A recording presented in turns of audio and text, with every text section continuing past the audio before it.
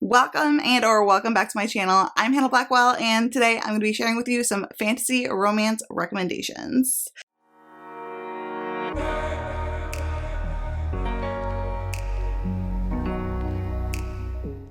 It has been a hot minute since I shared a fantasy romance recommendation video. I honestly think it's been since February, and I read a lot of fantasy romance. If you haven't already subscribed to my channel and you love fantasy romance, make sure to click the subscribe button as well as the notification bell if you want to be notified every time I post new videos, because I love fantasy romance. I read a lot of it, and I have some really good recommendations here. Comment down below and let me know if you've read any of these and what you thought. Or if you have some really good fantasy romance recommendations for me as well, because I'm always looking for new fantasy romance to pick up. I am currently in a fantasy romance mood. I have just read two amazing 5-star fantasy romances.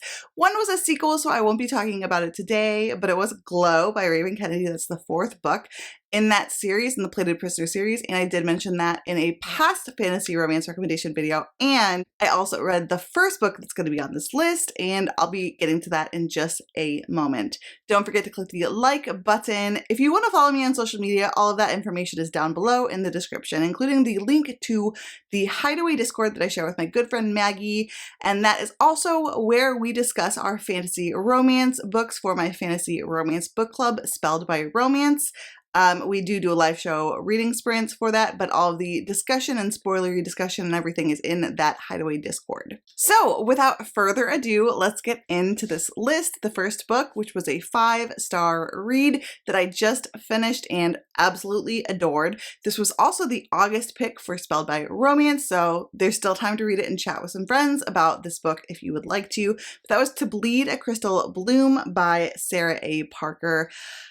I absolutely adored this book. It got me out of a reading slump, and it will forever hold a place in my heart. I really feel like that. Like, I adore this book, and I do think it's funny because I talk about this in correlation with the Plated Prisoner series.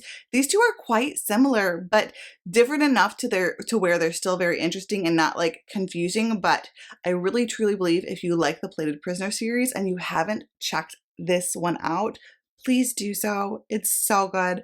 I cannot wait to continue on. I will be picking up the second book very soon.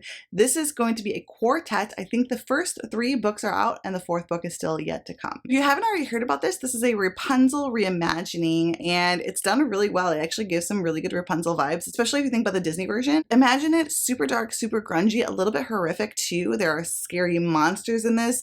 There's a very slow burn romance. There is a lot of really good tropes in here, like forbidden, touch her and you die, and just a lot of really good tropes that I really enjoy. And we also have some amazing character growth already, and I'm excited to watch this character grow more.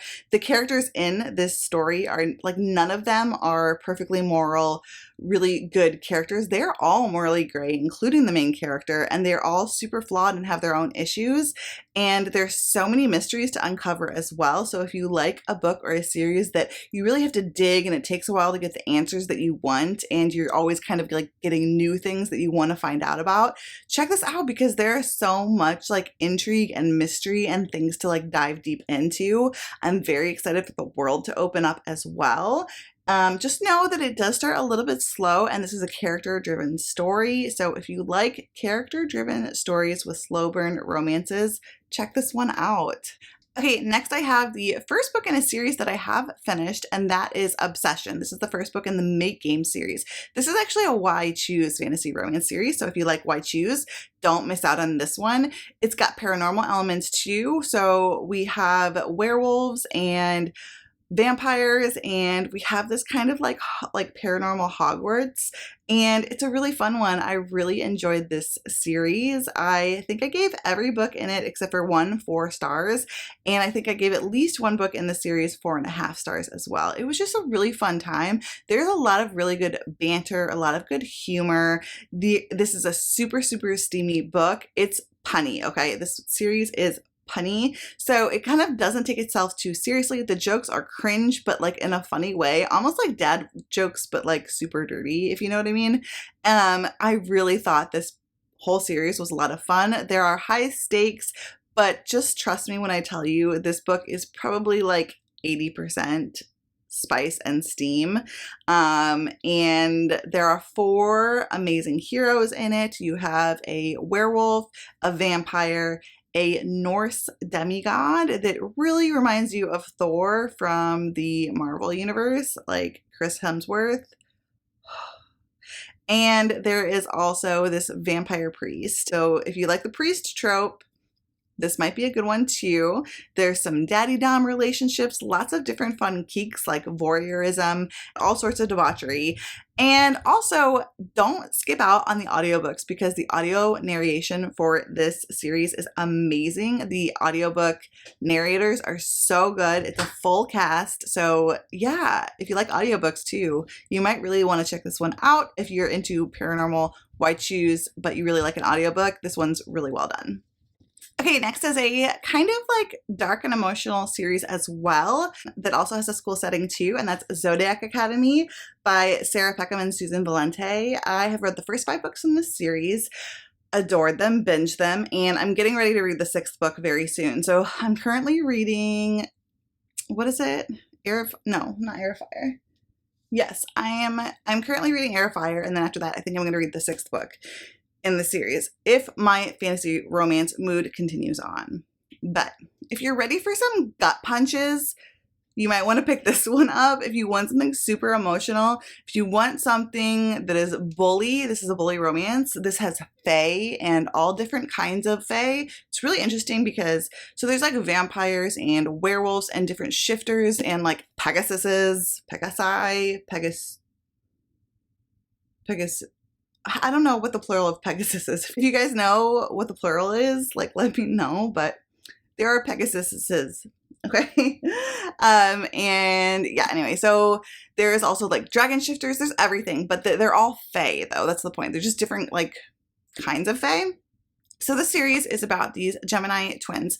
They are living in the human world, and one day they find out that they are actually Fae and they belong in the Fey Realm. So they're taken there to the Zodiac Academy. They find out that they are actually the heirs to the kingdom. There are these 4 Fey males that have kind of taken over as heirs because their parents have been ruling the kingdom in the stead of our main characters, our heroines' parents who have died.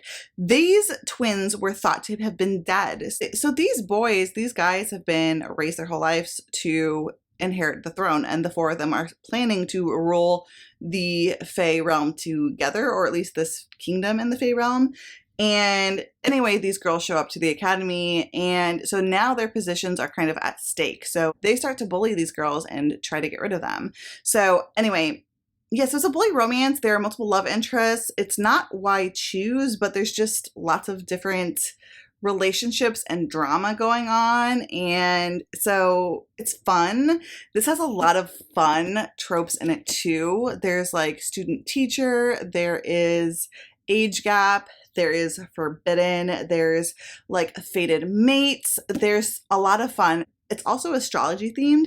Like each of the houses are elemental too. So there's 4 houses at this academy. There's earth, water, air, and fire. And then things are kind of ruled by astrology, which is really cool too. And each student gets like their horoscope every day. And there's some fun modern elements too. Like they are each given basically like a tablet, but it's like a magical, like it's tablet, and there's like a Fae book instead of Facebook, right? So there's like just some fun like modern day elements where you see the Fae realm has mirrored the human realm. So anyway, this is really fun, and like I said, very dramatic and gut-wrenching. And I mean, the authors really are not scared to gut punch you and make things go basically as bad as they possibly can go, and then you think that's like as bad as it could possibly be, and then it gets worse for the characters.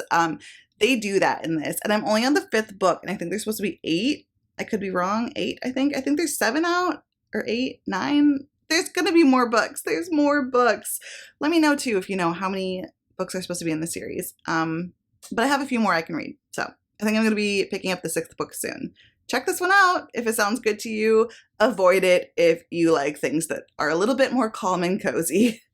Okay, next I have a really fun short one that you don't have to take too seriously, and that's A Kingdom of Stars and Shadows by Holly Renee. Now, I really enjoyed my time reading this book. though I don't know if I'm going to continue on the series. It's more about like the fantasy romance smut. So if you really like enjoy the fantasy romance smut, classic tropes done quickly, check this one out because it is fun. It's a Fey fantasy romance that has a lot of those classic tropes, the forbidden tropes, the twists and turns that you get with a lot of classic fantasy romances. But this book is actually less than 300 pages, I believe. So imagine it just kind of like fantasy romance shrunk down. I like a little bit more of a slow burn if this is going to be that kind of fantasy romance. Otherwise, okay, fine, make it super smutty and crazy and like laugh at itself and whatnot. But I'm kind of like, I don't like it in between, right? Anyway, the point is I still want to recommend this because I know so many people that love this series. And like I said, I gave this 4 stars. I really enjoyed my time in the book and reading the book. I just don't know if I need to continue in the series. So in this book, our heroine has these special star markings on her, and they've marked her to marry the Prince of the Fae. And in doing so, this is supposed to either like, I think like awaken his magic or make it really strong and powerful. So when it's time, she is taken there, meets him, but then she falls for his brother. So this is also fiance's brother trope and forbidden. And like I said, it was very fun. This was a really good time. I have a lot of friends that actually adore this whole series and have given every book 5 stars. So if that sounds good for you, something a little bit shorter, less intense, less of a commitment, you might want to check this one out. Next, I have a standalone fantasy romance. So I know that's definitely a buzzword for some of you. And this is Grace Draven's Entreat Me. This is a Beauty and the Beast retelling, except this person who's supposed to save the beast is actually our heroine's sister. And she goes with her sister to this castle because her sister is in love with the son of this beast. And the romance is between the older sister who's taking care of her sister. Does that make sense? Yeah. So this romance is between the older sister and the beast. And so they've been cursed, and it's a really good retelling. Grace Draven is a beautiful writer. She weaves worlds together in such an atmospheric way and ethereal. It feels very like historical and just classic fantasy feels. It's like smuttier Juliet Marillier, if I was going to describe Grace Draven, like smutty Juliet Marillier. Yeah, that sounds about right. And it's fun and it's really good. The banter between these two characters is really good. The relationship building, the character development, this is just, it's really enjoyable. I liked that it was such a unique take on a Beauty and the Beast retelling because we see so many of those in fantasy romance. But this one's pretty unique, and I really, really enjoyed that. Okay, y'all know I had to mention this one, and that's Fourth Wing by Rebecca Yarros. This has obviously taken the world by storm. This is clearly the next ACOTAR. I mean, everyone's obsessed, and for good reason. I adored this first book, and I cannot wait to see where this series goes. I believe there's supposed to be 5 books, but this is a Dragon Rider Academy, like military school setting fantasy romance. Our heroine is disabled. She is small. People really underestimate her, and she really uses her brain power and ingenuity to think her way out of really scary situations, and it's really fun to see. Our hero is dark and broody. He's a secret cinnamon roll, just like we like him in a fantasy romance, and this one has tons of action. It really just drops you in the world, and then you're there, and it's really well written. I had a great time. I think that I think this went viral and crazy for a reason, and that's just because it's so good. It's really good, and people can say it's overhyped, and yeah, I get it. Like, does anything need to be that hyped? No. But if there was going to be something that was going to be that hyped, I think it should be this one. And like ACOTAR, there are certain series that like they're popular for a reason, and that's because they're really good. And this one is really good, and it reaches a lot of people. This is really wide audience reaching and well written, and it just has so many perfect tropes and was weaved together perfectly, and it makes you really root for the heroine. I get out of breath just talking about it. I loved it. I loved it. I loved it. The dragons in this series are probably the best dragons I've ever read in a fantasy book. They were done so well. They have personality, these dragons. They have personality. So This has put so many people in a dragon mood, or even more broadly, a fantasy romance mood, and I'm glad. I'm glad about it. I really liked it. The only complaint I have is the covers. I just hate the cover art for this series. I think it's ugly and it's starting a trend that I'm really unhappy about.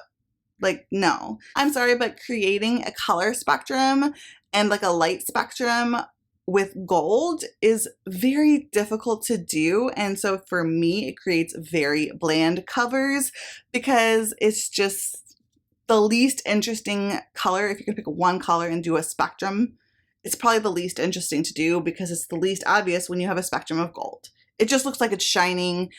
That's it. So I am not a fan of the covers. I don't like them. And I'm really unhappy that SJM or her publishing company or whatever have basically gone with a lookalike for Crescent City because it was a huge disappointment.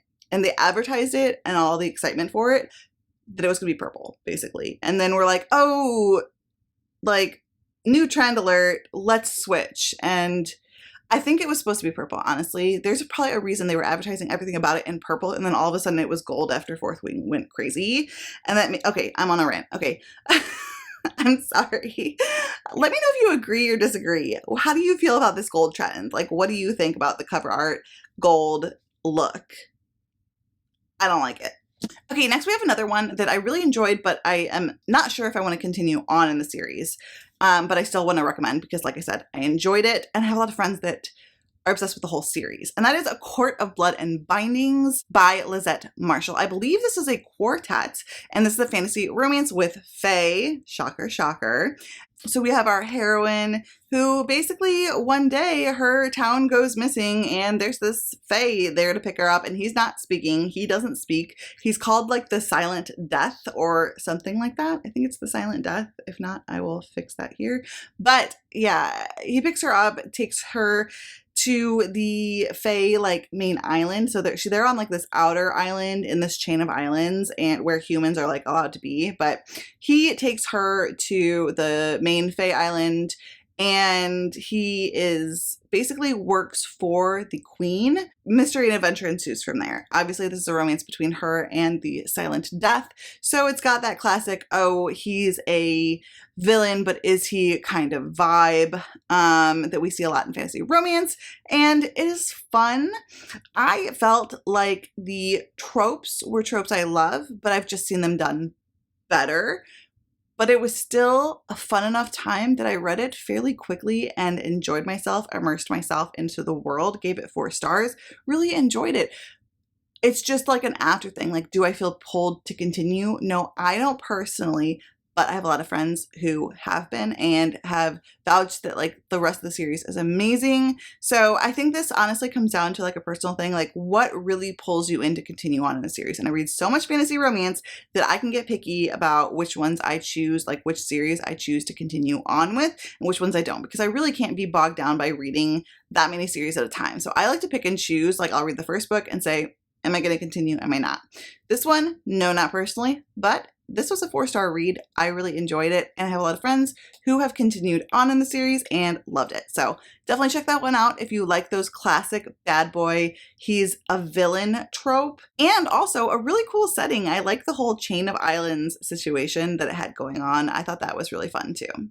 Next, we have a series that I am definitely going to be continuing on with, and that's just based on a novella. So this is the prequel novella to this series. Now, each book in the series does follow a different couple. So this is the Dokiri, am I saying that right? Dokiri Brides series. So the first book here is Sven the Collector. It's by Denali Day. I think there's 5 books out. I could totally be wrong on that. But this is a Norse-inspired barbarian wyvern rider romance series. So each person, like each hero in here is like a barbarian wyvern rider. And like I said, Norse inspired, like Viking mythology in here, or at least Viking inspired.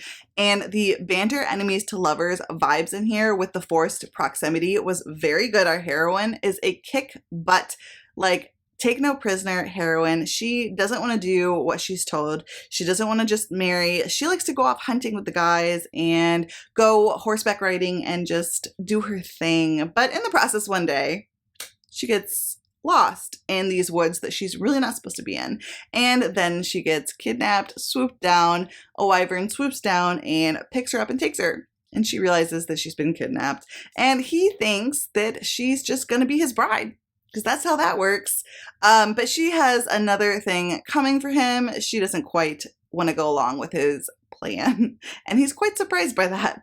But anyway, this is just so much fun. So much banter, so much fun enemies to lovers vibes. It's got forced proximity. It packs a punch in this 100 pages. Not even, it's like 90 pages, and it packs a punch in there. It's not spicy. This is not a spicy series. There's no spice in it. We do have pining and sexual tension and like first base kind of stuff going on in this series, or at least this book, but that's really it. Like there's not intense spice. I would say there's some steam, but there's not intense spice in this series. But honestly, you really don't miss it. At least I didn't in this book. I was in love. I loved it. So give it 4.5 stars, and I am looking forward to continuing the rest of the books in the series. I think are full-length books. The next book I think is like over 500 pages, but the third one is, or the second one is a little bit shorter. It's more in like the 350-400 range, I believe. So, yeah. Most of the books I think are on KU except for this novella. So I'll probably read the next book on KU, but then pick it up because I love the covers for this series. They're all kind of like in this vibe, and they're all hot, and I want all of them.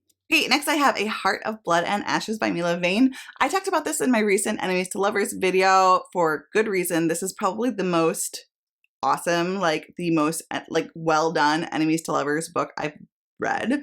This is like true Enemies to Lovers. This hero and heroine hate each other. They hate each other. Her family killed his parents, and he's not happy, obviously, about that. And they decide to have a marriage of convenience because they have like one of those your enemy is my enemy, like, so let's do this together kind of situation.